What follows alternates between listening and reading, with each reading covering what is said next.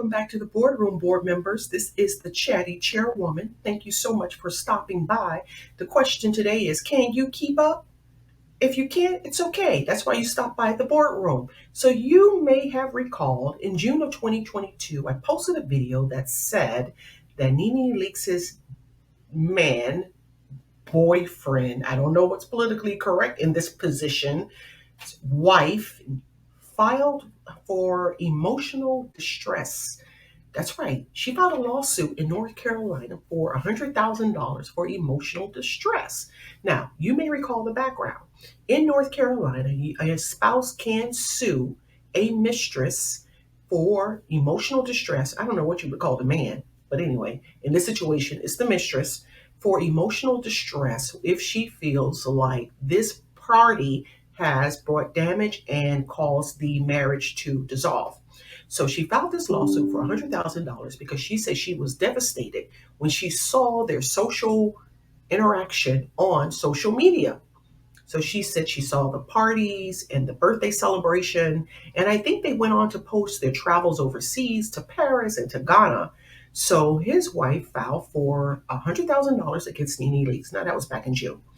Fast forward to recently, according to several blogs, including TMZ and Sandra Rose, shout out to them, the wife lawsuit stands, but Nyoni, the husband, has filed for divorce. So he has filed for divorce from his wife and now seeks to dissolve the marriage. So what do you think this does? Does this clear Nene Leakes, who is best known for the line, "Close your legs to married men," when she referenced Kim dating Big Papa? But here's the flip side. Man, wouldn't it be interesting to see all of this unfold on the Real Housewives of Atlanta? I mean, Bravo is really missing all of this juicy stuff that's happening in the real world. Like this divorce, Portia's upcoming wedding, it seems, based on social media, and her accidentally showing one of her wedding dresses, Apollo back in Atlanta, and his situation with co parenting with Phaedra. All of that, I think, would be far more interesting than what we have seen lately. Anyway, I'm sorry for getting off track, but don't you agree? I would love to see Nene in her phase of life after losing her late husband, Greg, and how she has continued to evolve and recover and heal and to have fun and balance her life. That would be a great story. But anyway, so we will see what happens now that he has filed for divorce.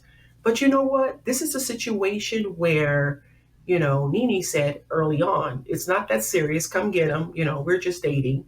And this woman is probably distraught to see or to officially learn, even though he said he's been separated from her for some time, to officially see not only is your husband dating someone else, but it's a celebrity.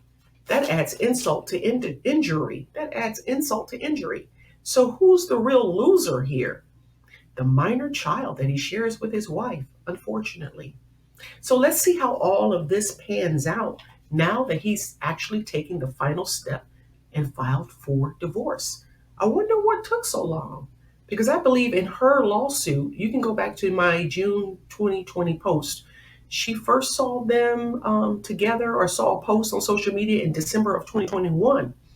So it's almost a year later. So maybe he wanted to bring in the new year on the right track. But what do you think? Do you think that Nene Leakes should have stayed friendly rather than dating until he had officially filed for divorce? Or are you a believer that once they separate, the relationship is fair game? Share your thoughts. I just want to make sure that you can keep up with all of the social media posts and what's trending. And of course, our favorite Real Housewives of Atlanta. But let me know what your thoughts are, because this is going to be interesting how this pans out. Will the wife now drop the lawsuit because he's officially filed? Or will she push for a judge to hear it sooner rather than later? Because if she filed it around June, I wonder what's taking so long. Anyway, Thank you so much for stopping by. Don't forget, board members, or if you're not a board member, hit the subscribe button. What's harder than to get a contract for my business? To get someone to hit the like and subscribe button. Come on, it doesn't cost you anything. I mean, support the Chatty Chairwoman. Thank you so much for stopping by because I know that you can go anywhere in these YouTube streets, but you stop by the boardroom. Thank you so much.